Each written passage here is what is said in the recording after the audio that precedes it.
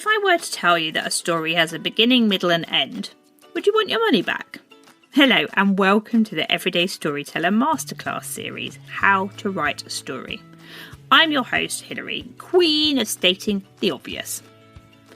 Okay, so maybe I'm simplifying things just a little, but truthfully, the way we were taught to construct a story at school is exactly the same way as all stories are constructed. It doesn't mean you always have to tell them in a linear form. TV shows, especially at the moment, love to start at the end of a story and tell everything backwards. Daisy Jones and the Six on Amazon Prime is a perfect example of this. And oh my god, it's good. The clothes, the music, the passion, Sam Claflin's hair. Sorry, I got lost there for a moment. Where was I? Oh yes, story structure. Now, this should be an exercise in pulling together everything you've written down in the previous few lessons on substance and sparkle. Listen back to the previous episodes if you just joined. You shouldn't need to be adding anything new, just finding the right home for all of your different thoughts. So, beginning, middle, end. Let's start at the beginning, Act 1. This is where you want to be setting the scene of your story and adding context for your story. So this is the whole who, what, where, why and when stuff we looked at previously. Introduce your hero, talk about the problem they're looking to solve and build some suspense. Are they going to be able to overcome it, or is it going to end badly for them? Then we come to the middle, Act 2. This is where your sparkle comes in. You've set the context, now it's time to talk about the emotional ups and downs your main character experienced. You could even throw in a false summit in there to increase the drama. This is when your audience feels like the story is about to be resolved, but then it's snatched away. Four Weddings and a Funeral is a good example of this. You think Hugh Grant's Charles and Andie MacDowell's Carrie are finally going to get together, only for Carrie to reveal she's engaged to somebody else.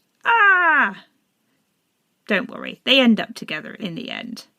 The middle section of your story is also when you can introduce yourself as the guru, sharing your wisdom and showing how you supported your customer. Think Gandalf in Lord of the Rings. And finally, we come to the end of your story, Act 3. Now, there's nothing more frustrating than an unresolved story. So don't forget to talk about the solution and, most importantly, the impact that had on your customer. What's life like for them now they've solved their problem? What are they able to do that they couldn't before? You might also want to include some of your own personal reflections at this stage. What did this experience teach you? What did you learn that you can now take forward with other customers that have similar problems? And then, and this is a biggie, think about what you want your key takeaway and call to action to be.